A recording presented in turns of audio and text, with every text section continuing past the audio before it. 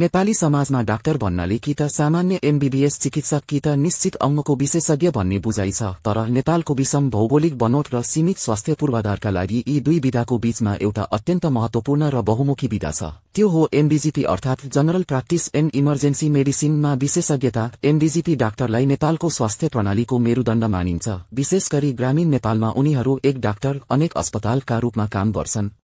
उनीहरूले जीवन बचाउने शल्यक्रिया, प्रसूति सेवा र कुशल व्यवस्थापकीय नेतृत्व प्रदान गर्छन्। एमडीजीपी डाक्टरहरूको व्यापक ज्ञानले बिरामीलाई ट्राइज गर्न मद्दत गर्छ। उनीहरूले कुन बिरामीको उपचार गाउँमै सम्भव छ र कसलाई मात्र शहर पठाउनु अनिवार्य छ भन्ने विवेकपूर्ण निर्णय गर्छन्। यसले अनावश्यक रिफरल कम गर्छ, बिरामीको लाखौं रुपैयाँ र समय बचत गर्छ, साथै शहरी अस्पतालहरूको अनावश्यक बोझ पनि घटाउँछ।